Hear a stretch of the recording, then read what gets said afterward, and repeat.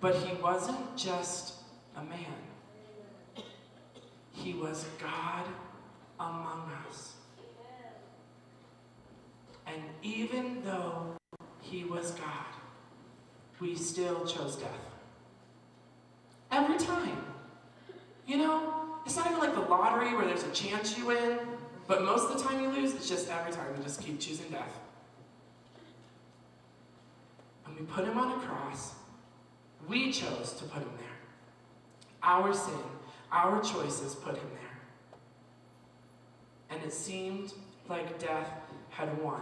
See, I really think that hell had a party, like a real party, okay?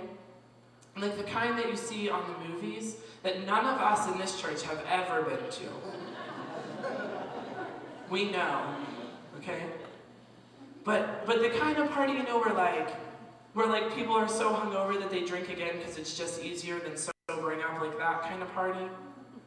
It's like I really think hell had this like 3-day party. I mean, they were so excited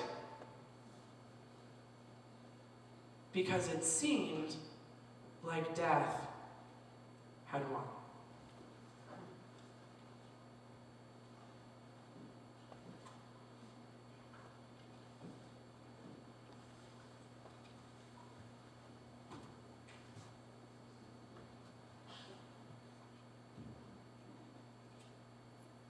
As he approached Jerusalem and saw the city, he wept over it. If Jesus walks into the city and sees the dancing of feet and the waving of leaves and the crowd as they scream, then why does he weep? You see, some called him crazy and others deranged, but I truly believe it was his eyes full of pain. He looked at the people as his tears fell like rain, and his heart was going insane as they called out his name. Jesus! So why would he weep? Why would he mourn? With streets full of praise and the church full of scorn, he had a heart condition. It was broken and torn.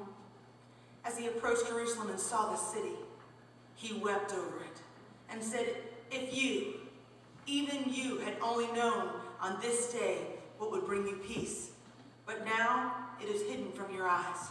With eyes blinded and souls barely alive, people call out his name and rejoice as he rides by, on a creature too young to even realize the importance of the life this man carried inside. See, we can't see him with our natural eyes, as the hope of the world humbly passes by. If only they had known on that day what would bring the peace we long for, the peace that we need. But the cheers turned to jests, and we would grow with unrest, struggling to invest in this man that's been blessed. With wisdom and knowledge, he taught and we learned. With compassion poured out healing we could never have earned. My life was a mess, and he turned that mess into something of worth. So why on this earth would we choose Him! Like Barabbas, we chose sin, and we choose death over life because we don't want to change, and we can't see through these eyes. We chose him to die, and a murderer set free, because still to this day we can't truly see that the life that was given was for you and was for me. See, he wasn't just good, and he wasn't just man. He was the Son of God in heaven with healing in his hands. And walking among us was part of the plan of redemption, the plan that would save any being on this earth who would call on his name. But our eyes had been blind and our hearts didn't know, and we couldn't understand him, and our hate began to grow. So we drug him through the streets where he taught us and healed, and we threw him in the dirt where we should have been killed. Like the adulterous woman on that same street he lay. But we didn't show any mercy. We still call his name. Jesus! Jesus! Jesus! In those few short moments, we determined the fate of the man they called Jesus, who had only shown grace. See, we chose him die. But we didn't understand that to die is to live. And this is where it began. So to Pilate we took him, and then to a post, where his flesh was ripped open and his blood began to flow. We cheered with excitement as hell offered a toast. But there's one thing that no one, even hell, didn't know, that they shouldn't get too excited. It's the blood we need most. The blood that gives me strength from day to day, it will never lose its power. For the life of the body is in its blood. So the blood wasn't death, it was life in the Son. See, the blood cleans us and changes our hearts. Blood is life to the body, and we are the parts.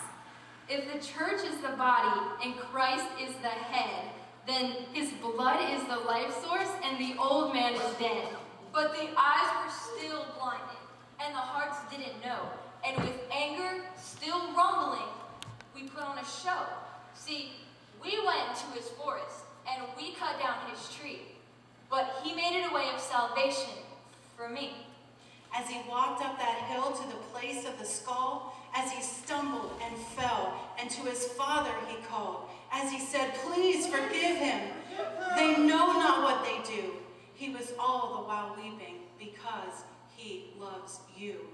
Yes, Jesus loves me.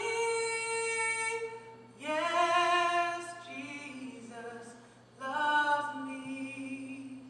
Yes, Jesus loves me. His bloodstained cross reinforces that his love for me is real. And not only am I forgiven, but by his stripes I am healed. See, he didn't just beat death, and he didn't just want to win. On that cross, he also carried my wickedness and my sin.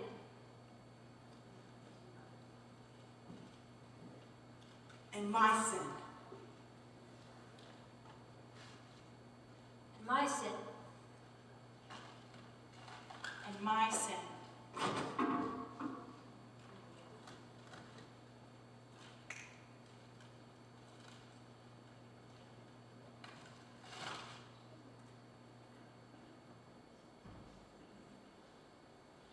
So let's read Isaiah 53, 5 and 6. But he was pierced for our transgressions.